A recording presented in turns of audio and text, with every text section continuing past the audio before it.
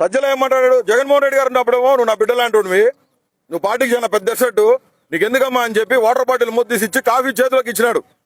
మొన్న 20 రోజుల నాడు పిలిచాడు, సల్లామద్దు ఫోన్ చేశాడు, వచ్చిన అడ్వకేట్స్ పెడతాము అనిల్, నువ్వు రామ్మా అంటే ఎవరినన్నా ఒక పర్మనెంట్ కరెక్ట్ అడ్వకేట్ ని పెట్టండి, నాకు ఆల్రెడీ కౌన్సిల్ ఉందని చెప్తే, లేదు నువ్వు గుంటూరులోనే ఉన్నాగా ఒకసారి ఇచ్చిపోమ్మా అంటే నేను వాయిదాకి వచ్చినప్పుడు వచ్చి కలసం జరిగింది.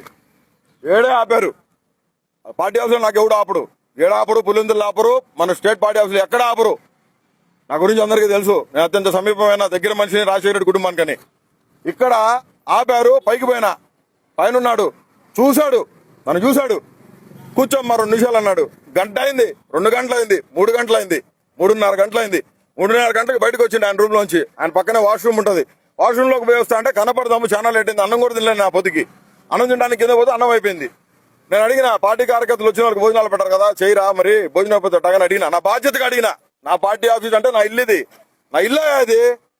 నేను అడిగితే లేదన్నారు, సరిపోయి కూర్చుని ఆయన వచ్చాడు, అన్న అని విష్ చేద్దామని పోయినా, పోతే ఎదురుగా వచ్చి ఎవరు నువ్వు అన్నాడు. ఎవరబ్బా నువ్వు, ఎవరు అన్నాడు.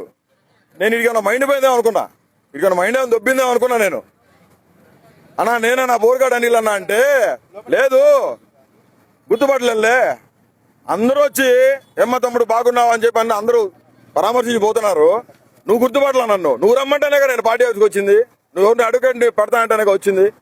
నేను వచ్చా, మళ్ళీ 40 నిమిషాలు కూర్చోబెట్టాడు, 4:30 గంటలు కూర్చున్నాక లోపలికి పిలిచిండు, ఎవరిని రానియొద్దు అన్నాడు, పోయినాం, లోపలికి పోయినాం, కూర్చోబెట్టినాం. ఎందుకు వచ్చినావు అమ్మా అన్నాడు. పార్టీ హౌస్ లో నీకేం పని అన్నాడు. పార్టీ హౌస్ కు నువ్వు 20 నుంచి రావద్దని చెప్పిండు. అడ్వకేట్స్ కూడా నీకు పెట్టలేమని చెప్పిండు.